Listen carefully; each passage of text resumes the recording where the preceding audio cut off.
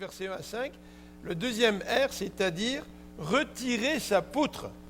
Alors, vous avez vu la belle photo sur le bulletin que vous êtes rentré? Vous la voyez ici à l'écran, à droite et à gauche, dans la prochaine diapo, à droite et à gauche. Vous voyez cet homme qui a une poutre dans l'œil et qui essaye d'enlever, la paille ou l'écharde, ça dépend comment on le traduit, dans l'œil de son prochain. Alors pour regarder ce thème ensemble, j'aimerais que l'on regarde le principe que nous retrouvons dans Matthieu 7, qui se trouve au verset 1er, et ensuite j'aimerais que nous puissions regarder l'explication théologique de ce principe, qui nous est décrit notamment au verset 2 de Matthieu, au chapitre 7, et j'aimerais aussi que nous puissions regarder les versets qui suivent et qui nous présentent l'illustration de ce que Jésus est en train de nous dire. Et l'illustration, vous la connaissez tous, c'est celle de la poutre et de la paille. Ou la poutre et l'écharde que vous pouvez avoir dans le doigt. En fait, selon les traductions, c'est une écharde ou une paille. Mais traditionnellement, on a l'habitude d'employer le mot paille pour parler de ce texte-là. Alors avant de débuter, j'aimerais prier. Prions ensemble.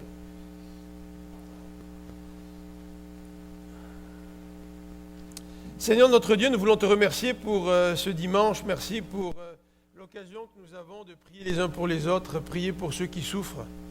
Et Seigneur, lorsque nous regardons ce qui se passe dans notre société, nous ne pouvons pas faire autrement que de crier à toi et de dire « Jusqu'à quand, Seigneur ?» Jusqu'à quand toute cette haine, tout ce péché, toute cette misère, cette violence? Et Seigneur, notre désir, c'est que tu reviennes bientôt. Et que tu reviennes le plus tôt possible. Pour que justice soit faite, Seigneur. Mais tu nous dis aussi que tu veux que tous tes enfants viennent à toi. Tu veux que tous ceux que tu as choisis viennent à toi. Et si tu ne reviens pas aujourd'hui, c'est parce que tu en as d'autres à attirer dans ta famille. Et notamment, nous pensons à nos propres enfants, Seigneur.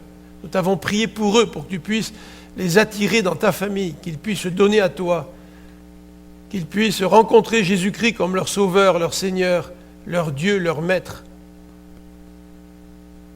Seigneur, merci parce que nous pouvons venir à toi ce matin pour te demander, comme il a été dit dans nos prières, de toucher notre cœur et de nous parler.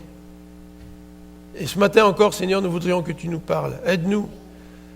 Aide-nous par ton esprit. Donne-nous cette capacité d'entendre ta parole et de savoir comment la mettre en pratique. C'est ce que nous te demandons au nom de Jésus-Christ. Donne-nous sagesse. Donne-nous la foi. Dirige-nous par ton esprit. Pour que cette parole ne puisse pas être lettre morte pour nous, mais qu'elle puisse être une lettre vivante, qui nous vivifie, qui nous change, qui nous transforme à l'image de Jésus-Christ. Tout cela pour que nous puissions être une lumière dans ce monde qui a si besoin de toi. Amen. Matthieu 7, ne jugez point, afin que vous ne soyez point jugés. Car on vous jugera du jugement dont vous jugez, et l'on vous mesurera avec la mesure dont vous mesurez. Pourquoi vois-tu la paille qui est dans l'œil de ton frère, et ne t'aperçois-tu pas la poutre qui est dans ton œil? Ou comment peux-tu dire à ton frère, laisse-moi ôter une paille de ton œil, toi qui as une poutre dans le tien? Hypocrite, ôte premièrement la poutre de ton œil, et alors tu verras comment ôter la paille de l'œil de ton frère. Dans le livre sur la résolution de conflits qui a été écrit par Ken Sande, lorsque celui-ci arrive à ce thème, c'est-à-dire retirer sa poutre ou retirer la poutre de son œil, il débute son chapitre par une petite anecdote qu'il a lui-même vécue. Et Ken Sande fait partie d'un organisme qu'il a fondé dont l'objectif est d'aider à la résolution de conflits. Donc il a été impliqué dans toutes sortes de situations pour être un intermédiaire et pour aider les différentes parties à résoudre leurs problèmes. Et il nous donne l'illustration de cette situation dans laquelle deux personnes étaient en conflit. Un voulait faire des travaux par un professionnel, des travaux dans sa maison, et l'autre, c'était le professionnel qui avait fait les travaux dans sa maison. Et les travaux n'avaient pas été aussi bien faits qu'ils auraient pu l'être. D'où le problème, d'où le conflit entre les deux. Et lorsque Ken Sande s'est retrouvé en présence de ces deux hommes, et qu'il les a écoutés, évidemment, chacun d'entre eux émettait leurs propres reproches vis-à-vis de l'autre. Hein? Comme c'est souvent le cas. Là. Quand il y a un conflit entre les deux, tu essaies d'être intermédiaire, ben le premier va raconter tout ce qu'il a contre le second, et le second va faire de même envers le premier. Alors là, vous vous trouvez en tant qu'intermédiaire entre les deux, et vous vous dites, mais comment est-ce que je peux les aider alors que ces deux personnes sont portées vers les problèmes de l'autre? Et Ken Sande a dit ceci, je voudrais que vous retourniez chez vous, et je voudrais que ce soir, et les jours qui viennent aussi, mais en particulier ce soir, que vous puissiez passer 30 minutes dans la prière, et vous allez demander au Seigneur ceci. Seigneur, montre-moi en quoi j'ai contribué à ce conflit. Alors là, c'est tout à fait différent comme approche. Ce n'est plus « Seigneur, je suis tanné parce qu'il m'a fait ceci, m'a fait cela, c'est inacceptable, la façon dont il se comporte. Et puis, Seigneur, j'en veux. Mais Seigneur, non, Seigneur, montre-moi de quelle manière j'ai pu contribuer à ce conflit. » Et dans son illustration, Ken Sande nous dit ceci. Le lendemain, les deux sont revenus me voir et l'attitude était complètement différente. Et le premier a dit, l'entrepreneur, celui qui a fait les travaux, a dit à son frère, écoute, je m'excuse parce que c'est vrai, je n'ai pas fait le travail comme j'aurais dû faire. J'ai été négligent dans certains domaines. Et le premier de répondre en disant, écoute, en fait, ce n'est pas vraiment ta faute parce que si moi je t'avais abordé de la bonne façon la première fois pour parler de tout ça, si je t'avais abordé avec le bon état d'esprit, probablement qu'on aurait pu régler l'affaire à ce moment-là. Et là, on se retrouve en face de deux personnes qui ont changé dramatiquement d'approche. Au lieu de s'émettre mutuellement des reproches, les deux se sont placés devant le Seigneur et ont demandé au Seigneur, « Seigneur, montre-moi comment j'ai contribué à ce problème. » Et quand le Seigneur leur a montré, bien leur réaction, ça a été de régler les gestes ou les paroles qu'ils ont commis ou qu'ils ont commises face à l'autre. Et là, Ken Sande dit dans son livre, à partir de ce moment-là, le conflit a été réglé sans aucun problème. Alors, ce que j'aimerais regarder avec vous, c'est ce verset 1 ce matin. Ne jugez point afin que vous ne soyez pas jugés. C'est le principe qui débute cette péricope. Ensuite, donc, comme je l'ai mentionné tout à l'heure, nous regarderons la justification théologique de cela et puis l'illustration elle-même que Jésus nous donne. Alors, premièrement, le principe dont il est question. Alors, ne jugez point, qu'est-ce que ça veut dire? Pour répondre à cette question, c'est parfois pertinent de souligner ce que ça ne veut pas dire. Qu'est-ce que ça ne veut pas dire? Bien, ça ne veut pas dire que face à des situations, face à des injustices, face au mal, que nous soyons amorphes, sans discernement. Peut-être que vous avez fait comme moi, vendredi soir, j'ai regardé la télévision, moi jusqu'à minuit, pour suivre ce qui se passait à Paris. Et le lendemain matin, quand je me suis réveillé, j'ai ouvert la télévision, puis j'ai encore regardé ce qui se passait. À un moment donné, j'étais un peu fatigué de regarder tout ça. Mais c'est certain que face à des situations comme celle-là, surtout quand ça nous touche, parce que des massacres comme celui que la France a connu vendredi soir, il y a des pays qui les connaissent de façon beaucoup plus régulière. Et ça nous touche moins. En fait, on devrait peut-être être un peu plus honnête. Ça ne nous touche pas vraiment. Parce que nous ne connaissons pas ces gens-là. Mais comme David l'a souligné tout à l'heure, quand il fait lever la main à tous ceux d'entre nous qui sont mal à Paris, bien sûr, ça nous touche parce qu'on connaît l'endroit. Et peut-être même qu'on connaît des gens. Et est-ce que ce serait normal de ne pas juger? Est-ce que ça serait normal de rester neutre? Est-ce que ça serait normal de rester sans discernement, de rester amorphe? En fait, au chapitre 7, verset 6, dans le même chapitre, mais le verset 6 nous dit « Ne donnez pas les choses saintes aux chiens et ne jetez pas vos perles devant les pourceaux. » Ça sous-entend qu'à un moment donné, j'ai dû identifier qui sont les chiens et qui sont les pourceaux. Alors, qu'est-ce que le texte nous dit quand il nous dit « Ne jugez pas » ? En tous les cas, le texte ne veut pas dire qu'il nous faut être impassible, sans discernement, froid devant le mal qui est autour de nous. En fait, le verset 15 de ce même chapitre, Jésus nous dit « Gardez-vous des faux prophètes ». Mais comment se garder des faux prophètes si je n'identifie pas les faux prophètes? Si je n'arrive pas à discerner qui sont les faux prophètes par rapport à ceux qui sont les prophètes envoyés de Dieu? En fait, si nous regardons dans l'enseignement de l'apôtre Paul, nous verrons que l'apôtre Paul lui-même exerce le discernement. L'apôtre Paul nous parle dans 1 Corinthiens 5 de quelqu'un dans l'église de Corinthe qui avait pris pour femme la femme de son père. Et il dit à l'église, vous faites rien. Et il y a des choses qui se passent dans l'église qu'on ne voit même pas dans le monde, et vous faites rien. Et l'apôtre Paul encourage l'église à faire preuve de discernement, à juger, à évaluer ce qui se passe en son sein. D'ailleurs, Paul va aussi, dans l'Épître aux Galates, au chapitre 1, nous dire que si quelqu'un nous prêche un autre évangile, comme si un autre évangile, ça existait. Ça n'existe pas, notre évangile.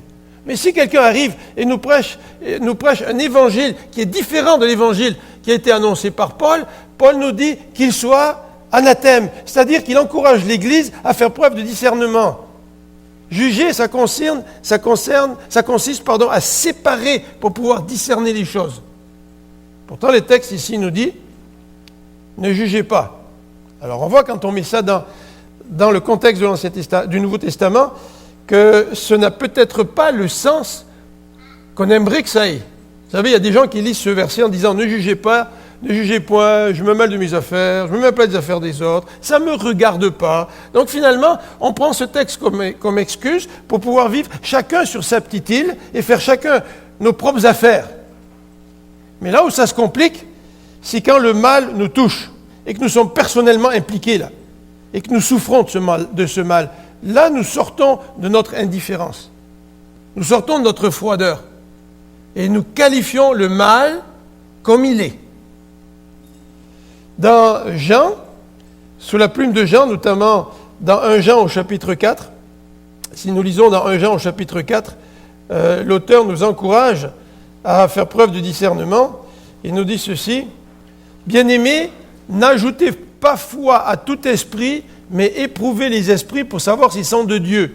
Car plusieurs faux prophètes sont venus dans ce monde. » Et Jean est en train d'aller dans la même veine que Paul en disant « Il vous faut évaluer, il vous faut déterminer, il faut juger si quelqu'un est un vrai prophète ou pas. » Dans Jean chapitre 7, cette fois-ci dans l'Évangile, au verset 24, Jean nous dit ceci, « Ne jugez pas selon l'apparence, mais jugez selon la justice. » Et là, c'est Jésus qui nous demande de juger. Alors, comment ça se fait? D'une part, il nous dit « Ne jugez pas », et d'autre part, nous avons bien des textes bibliques qui nous encouragent à juger. Alors, qu'est-ce que le texte de Matthieu veut-il bien vouloir dire? Bien, voilà le sens de cet impératif que nous retrouvons dans Matthieu au chapitre 7, verset 1er. Ne jugez point. Alors, qu'est-ce que ça veut dire, juger? Bien, juger, ça a plusieurs sens. Le mot juger peut vouloir dire condamner. Je condamne quelqu'un. Associé au jugement, nous pouvons faire référence à tout le domaine pénal, juridique. Donc, ça a un côté légal. Juger, ça peut vouloir dire discerner, mais sans nécessairement condamner. Et juger, ça peut vouloir aussi faire référence à un esprit de jugement. Vous savez, quelqu'un qui est extrêmement légaliste, qui juge le comportement de tout le monde. En fait, dans le contexte, nous voyons bien qu'il ne s'agit pas d'un contexte légal. On n'est pas en cours. On n'est pas en train de faire l'œuvre ou le travail d'un juge. On n'est pas en train non plus de condamner.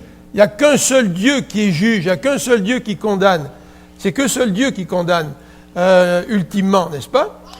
Mais dans le contexte, nous voyons qu'il s'agit d'un esprit de jugement. En fait, il y a un texte parallèle à celui-là. Nous le retrouvons dans Romains au chapitre 10, au chapitre 14 et au verset 10. Et je vous invite à le lire avec moi, Romains chapitre 14, verset 10, où il est dit ceci: « Mais toi, pourquoi juges-tu ton frère? Ou toi, pourquoi méprises-tu ton frère ?» C'est intéressant, hein? C'est deux questions, deux verbes différents, mais qui ont des liens entre eux. Quand tu juges ton frère, ça équivaut à mépriser ton frère. Et Paul pose la question en disant, « Pourquoi juges-tu, pourquoi méprises-tu ton frère, puisque nous comparaîtrons tous devant le tribunal de Dieu. » Ça veut dire que tous nous allons être jugés. Ça veut dire que toi qui juges ton frère, ou toi qui méprises ton frère ou ta sœur, toi aussi tu vas être jugé. Alors si toi tu vas être jugé comme ton frère, abstiens-toi de faire l'œuvre d'un juge. Abstiens-toi d'un esprit de jugement. Alors qu'est-ce que ça veut dire juger? En fait, juger dans ce contexte, ça fait allusion à cette attitude qui concerne avoir un esprit de jugement vis-à-vis des autres. Nous avons vu qu'il est important d'avoir un esprit de discernement. L'apôtre Paul nous dit qu'il faut discerner, Jean aussi nous dit qu'il faut discerner les esprits. Mais bien souvent dans notre vie chrétienne, nous recevons ce don de discernement. Donc nous savons discerner tel ou tel problème dans la vie des autres, dans la vie de l'Église. Et bien souvent nous sommes pris dans un genre de... une genre de chaîne, en quelque sorte, de conséquences. Nous discernons, le discernement nous conduit à la critique, et la critique me conduit à ma propre justification. Alors, j'ai discerné, mais au lieu que ce discernement fasse suite ou soit suivi d'un état d'esprit positif, nous commençons à critiquer. Et non seulement nous critiquons, et au lieu de nous repentir devant Dieu, nous justifions devant lui. Et nous sommes toujours très bons pour nous justifier. Vous vous rappelez ce pharisien qui disait en priant, « Seigneur, je te remercie parce que je ne suis pas comme ce publicain à côté de moi. » Et le publicain priant, disant, « Seigneur, aie pitié de moi parce que je suis un pauvre pécheur. » Et nous aurions pu demander à ce pharisien, « Mais pourquoi tu as dit ça, Seigneur? Merci, parce que je ne suis pas comme le publicain. » Et le pharisien aurait pu donner toutes sortes de bonnes raisons en faisant référence à la vie de ce publicain-là. Toutes sortes de bonnes raisons. Alors, le pharisien, il avait beaucoup de discernement pour voir, pour évaluer la vie du publicain et pouvoir émettre cette critique et ce jugement. « Merci, parce que je ne suis pas comme lui. » C'est une question d'attitude. Notre défi est une question d'attitude. Seigneur, tu me demandes d'avoir du discernement, mais une fois que j'ai le discernement, qu'est-ce que je fais? Dans quel cercle je tombe? Est-ce que le discernement me conduit à la critique? Est-ce que la critique me conduit à me justifier? Ou est-ce que le discernement me conduit à une autre attitude vis-à-vis de mon frère et vis-à-vis de moi-même? C'est toujours très intéressant, hein? Parce qu'on a du discernement pour les autres, et puis on ne voit pas, qu'est-ce qu'on ne voit pas? La poutre qui est dans notre œil. Et c'est drôle comme le discernement peut être sélectif. Quand je peux avoir beaucoup de discernement vis-à-vis des autres, et manquer de discernement vis-à-vis de moi-même. C'est étrange comme je peux être aveugle vis-à-vis de moi-même, et avoir un discernement vis-à-vis de ce que vivent les autres. Il est question dans ce passage de l'attitude, de notre attitude. Si vous revenez dans le texte de Romains 14 que je viens de vous lire, où Paul nous dit « Pourquoi juges-tu ton frère ?» ou « Pourquoi méprises-tu ton frère ?» puisque nous comparaîtrons tous devant le tribunal de Dieu. Le texte continue, et vous connaissez tous très bien les versets qui suivent, mais je suis presque sûr que nous ne connaissons pas le contexte. Car il est écrit, je continue dans Romains chapitre 14, au verset 11, « Car il est écrit, je suis vivant, dit le Seigneur, tout genou fléchira devant moi et toute langue donnera gloire à Dieu. Ainsi, chacun de nous rendra compte à Dieu pour lui-même. » On le connaît ce verset-là, hein? Tout genou fléchira et toute langue confessera que Dieu est le Seigneur. Mais le contexte de ce verset, quel est-il? Le contexte de ce verset, c'est celui des hommes et des femmes qui jugent leur prochain. Et le contexte de ce verset, c'est de nous rappeler que Dieu va nous demander à chacun d'entre nous des comptes, que c'est lui qui va être notre juge, et que je n'ai pas besoin d'être le juge de mon prochain. Donc c'est une question d'attitude. C'est notre défi. Quelle attitude vais-je avoir quand je discerne un comportement répréhensible autour de moi? Et le texte biblique nous donne des moyens d'intervention.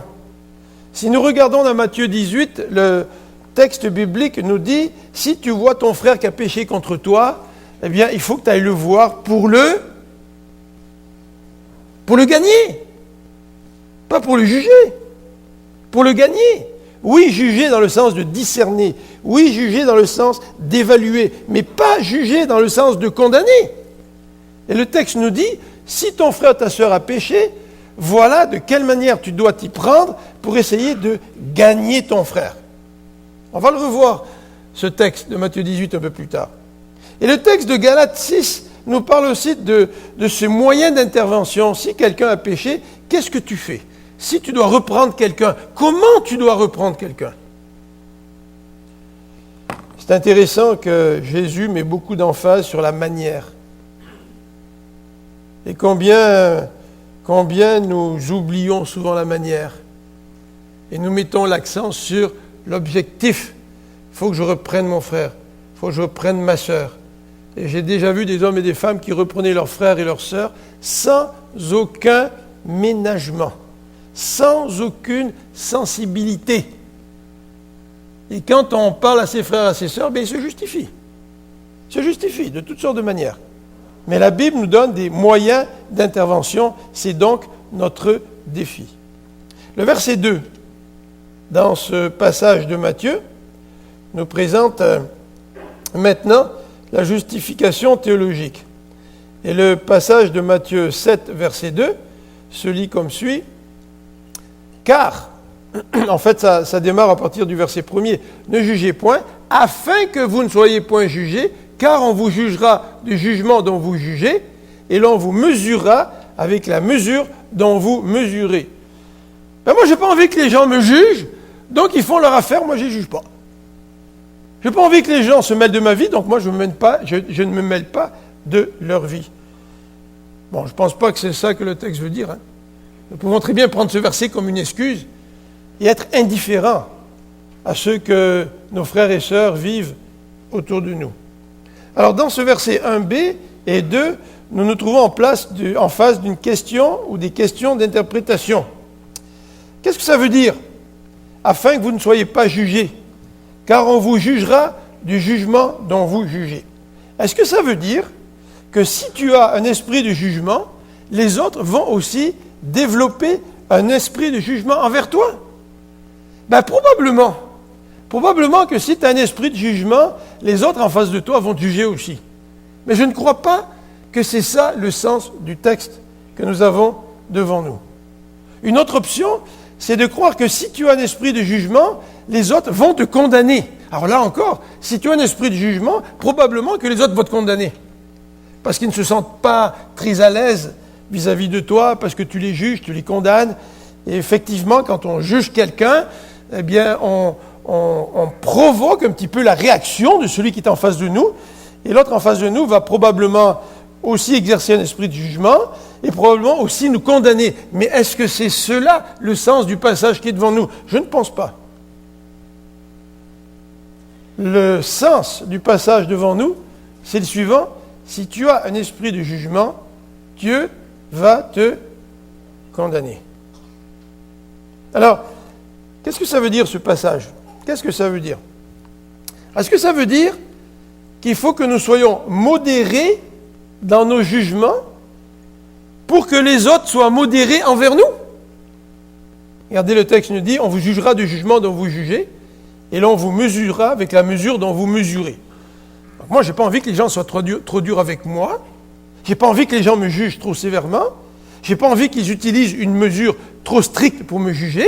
Donc, je vais être modéré dans mon jugement pour éviter que les autres me juge avec sévérité. Mais ce n'est pas le sens de ce passage. Ce n'est pas du tout le sens de ce passage. En fait, l'image de la poutre et celle de la paille nous montrent que c'est important d'enlever la paille qui est dans l'œil du frère. Mais qu'au préalable, il y a quelque chose qui doit être fait. Donc le texte ne nous dit pas, si tu vois la paille dans l'œil de ton frère, t'en préoccupe pas, c'est pas bien grave, puis ne sois pas trop dur envers lui, parce qu'autrement, comme ça, les autres seront beaucoup plus cléments envers toi. Ce n'est pas du tout le sens de ce passage. Le sens de ce passage, c'est celui-ci. Abolis en toi cet esprit de jugement, de peur, à moins d'être condamné par Dieu. En fait, dans le chapitre 5 de Matthieu, si vous regardez avec moi, si vous tournez une ou deux pages en arrière, il est dit au verset 7, « Heureux les miséricordieux, car ils obtiendront miséricorde. » Donc, élimine de ton cœur cet esprit de jugement. Fais plutôt place à la miséricorde. Et cette miséricorde te sera redonnée, nous dit les Béatitudes. Au chapitre 6, verset 14, vous connaissez tous cette prière du Notre Père. Si vous pardonnez aux hommes leurs offenses, votre Père céleste vous pardonnera aussi. Donc pour pardonner une offense, il faut qu'on se rende compte qu'il y a une offense. Il faut être conscient de l'offense. Il faut qu'on ait pu discerner qu'il y a offense. Mais comme on a dit tout à l'heure, lorsqu'on fait preuve de discernement, est-ce que nous tombons dans un cercle négatif, ce discernement qui nous amène à critiquer, qui nous amène par la suite à nous justifier, ou est-ce que lorsque nous réalisons que quelqu'un nous a fait du mal, est-ce que nous sommes prêts à leur pardonner comme notre Père Céleste nous a pardonné? Au temps de Jésus, les rabbins parlaient de deux mesures de Dieu. Les rabbins disaient ceci: Dieu a deux mesures et Dieu va te juger en fonction d'une des deux mesures, soit la justice, soit la miséricorde. Alors peut-être que Jésus a ça en tête quand il prononce le sermon sur la montagne, en particulier ses paroles dans le chapitre 7. Peut-être que Jésus pense à ces rabbins qui croyaient que Dieu allait juger, allait avoir deux mesures, donc celle de la justice et celle de la miséricorde. Par exemple, si tu rencontres un menteur, si tu rencontres un voleur, si tu rencontres un adultère, est-ce que tu vas utiliser la mesure de la justice ou est-ce que tu vas utiliser la mesure de la miséricorde? Alors si j'utilise la mesure de la justice, eh bien je vais condamner ce menteur, je vais identifier ses fautes, bien sûr. Si j'adopte la mesure de la justice, je vais évidemment aussi non seulement identifier le voleur, identifier ses actions, mais je vais aussi le condamner. Si j'utilise la mesure de la justice, je vais identifier un adultère et je vais aussi le condamner pour ses fautes. Mais si j'utilise la mesure de la miséricorde, je vais peut-être voir un menteur et je vais me rappeler toutes les fois où moi j'ai menti. Et si j'utilise la mesure de la miséricorde, je vais peut-être voir un voleur, mais je vais peut-être me rappeler toutes les fois où moi-même j'ai volé. Peut-être que dans nos critères, nous acceptons certains vols et nous ne les appelons pas des vols. C'est peut-être des emprunts à long terme. Puis on oublie de rembourser, on oublie de redonner.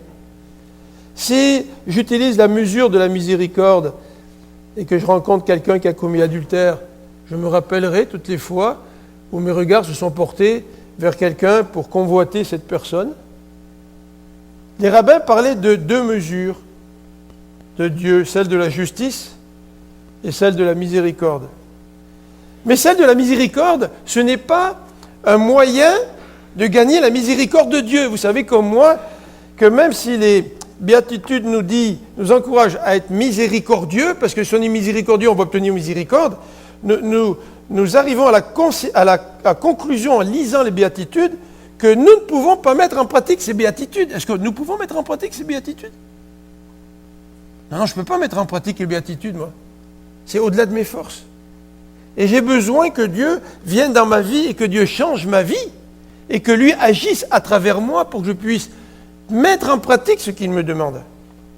Donc ne pensons pas que si on est miséricordieux, ça va être un moyen pour forcer Dieu à nous faire un don, son don divin de la miséricorde. Ce n'est pas comme ça que le message biblique nous est présenté. Le message biblique nous dit que Dieu, dans sa miséricorde, nous accorde son pardon, nous accorde sa grâce, efface nos péchés, il change notre vie, et après qu'il ait changé notre vie, nous pouvons, avec sa force, apprendre à mettre en pratique la loi qu'il nous a donnée. Donc voilà pour cette justification théologique. Regardons un peu plus l'illustration de Jésus maintenant au verset 2 à 5, qui nous présente donc cette image. C'est une image très contrastée, c'est une image qui frise le ridicule en fait, comme toutes les caricatures que vous voyez à l'écran, c'est complètement ridicule.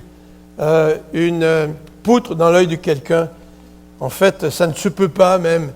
Parfois, nous parlons avec des hyperboles, c'est-à-dire que nous exagérons les images que nous présentons.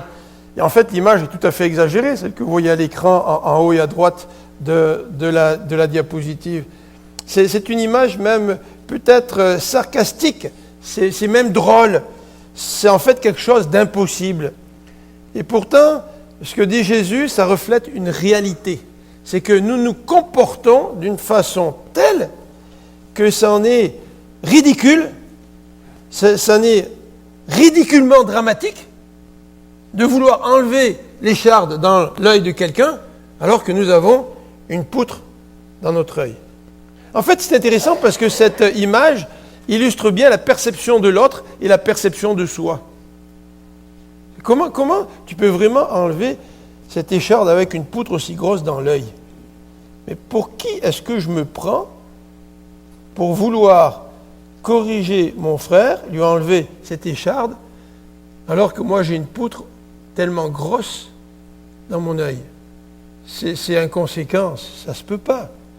Et pourtant, si Jésus le dit, c'est que c'est la réalité. C'est que nous nous comportons bien souvent comme le décrit cette hyperbole de Jésus. Et Jésus va poser deux questions pour mieux faire passer son message. Non seulement il donne une image qui est exagérée, c'est une hyperbole, on amplifie l'image, mais Jésus va poser deux questions. Il nous dit au verset 3, « Pourquoi vois-tu la paille qui est dans l'œil de ton frère et n'aperçois-tu pas la poutre qui est dans ton œil? » Pourquoi? Et Jésus, en posant une question, veut nous faire réagir. Et ce matin, Jésus, quand on lit ce texte, ce matin, la question de Jésus nous pousse à une réponse. Là. Pourquoi est-ce que tu fais ça? Pourquoi est-ce que tu as une poutre dans ton œil puis tu ne la vois pas? Pourquoi? C'est sûr que si je ne la vois pas, c'est un peu difficile à répondre. Mais par l'Esprit de Dieu, Dieu peut me montrer ma poutre. Et Dieu peut éclairer mon cœur, comme il l'a fait pour ces deux personnes qui étaient en chicane. Et ils ont passé le soir 30 minutes dans la prière en posant la question à Dieu, « Dieu, en quoi j'ai contribué à ce problème ?» Et Dieu a éclairé la poutre qui était dans l'œil de chacun. Deuxième question. Comment peux-tu dire à ton frère, « Laisse-moi ôter une paille de ton œil, toi qui as une poutre dans le tien ?» Jésus revient, hein? Il pose deux fois la même question en quelque sorte. Et non seulement tu la vois, la paille dans l'œil, alors que tu as la poutre dans le tien, tu la vois, et en plus tu veux l'enlever, la paille, dans l'œil de ton frère ou de ta sœur. Et Jésus veut vraiment insister pour que nous puissions répondre à son interpellation. La solution de Jésus au verset 5, quelle est-elle? Bien, Jésus nous dit, « Chers frères, chères sœurs, chers saints dans le Seigneur », pas ça qu'il dit? Qu'est-ce qu'il dit Jésus? Il dit hypocrite. Ôte premièrement la poutre de ton œil. Alors, c'est important, la solution de Jésus nous dit que premièrement, nous devrions réaliser notre hypocrisie et rejeter l'hypocrisie. quand on veut se présenter comme le juge de tout le monde. Rejette cette hypocrisie. Demande à Dieu qu'il t'éclaire pour que tu puisses voir la poutre qui est dans ton œil. Et le texte dit ensuite, ôte, premièrement, la poutre. Ôte ta poutre. Alors là, j'ai un conflit avec quelqu'un, là. J'ai un conflit avec quelqu'un, je ne sais même pas que j'ai une poutre dans l'œil. Qu'est-ce que je dois faire? Tu sais, vous voulez faire preuve de réconciliation, vous voudriez que la relation s'améliore, puis vous voulez parler à la personne. Mais Jésus nous dit, avant de faire quoi que ce soit, ôte la poutre qui est dans ton œil. Comment ôter la poutre qui est dans mon œil? Si ce n'est en se présentant devant Dieu et en priant le Seigneur, en disant au Seigneur, Seigneur, en quoi ai-je contribué à ce problème? Combien parmi nous avons prié ainsi quand nous avons eu ou que nous avons des problèmes avec notre conjoint, avec nos enfants, avec nos voisins, dans le cas du travail, ou dans le cas de la famille élargie? Seigneur, en quoi j'ai contribué à ce problème? Si vous regardez les petits insérés là dans le bulletin, les notes pour la semaine, il y a une pensée sur la première page, en dessous du titre là. Et il est dit ceci, je vais vous le paraphraser. Hein? Si je suis responsable à 2% d'un problème, vous le voyez là? Je suis responsable à 100% de ces 2%-là. Quelle est ma poutre? Et Jésus nous dit, ôte d'abord ta poutre et ensuite, occupe-toi de la paille qui est dans le cœur ou dans l'œil de ton voisin. Alors Jésus nous dit de nous occuper de la paille. Comme j'ai dit tout à l'heure, ne prenons pas ces textes pour justifier notre indifférence, mais au contraire, Jésus nous dit, oui, tu peux t'occuper de la paille, mais d'abord, il faut enlever ta poutre. Alors je vais passer rapidement sur des exemples bibliques, mais celui de David, alors que Nathan vient le voir, et David juge cet homme, selon l'histoire de Nathan, qui a volé, cet homme riche, qui a volé la seule brebis de l'homme pauvre, pour en faire un repas pour ses invités, alors que lui avait des tonnes de brebis. David a été incapable, à ce moment-là, il était incapable de voir la poutre dans son propre œil. Il a fallu que Dieu intervienne et lui montre sa propre poutre. Dans un conflit, ça devrait être notre deuxième réflexe dans un conflit. Que nous puissions dire à Dieu, Seigneur, en quoi ai-je contribué à ce problème? Et dans l'illustration que je vous ai donnée tout à l'heure, celui qui avait fait faire des travaux, il avait un droit de s'attendre à un bon travail de la part de cet homme qui est venu travailler chez lui dans sa maison. Mais par contre, en priant, il a compris que son attitude, quand il a voulu parler du problème, n'était pas bonne. Et parce que son attitude n'était pas bonne, il a contribué au problème. Et Dieu a identifié pour lui la poutre qui était dans son œil. Regardez les questions de doctrine, comment les chrétiens se divisent les uns les autres parce qu'ils ont compris telle doctrine alors que d'autres ne l'ont pas comprise.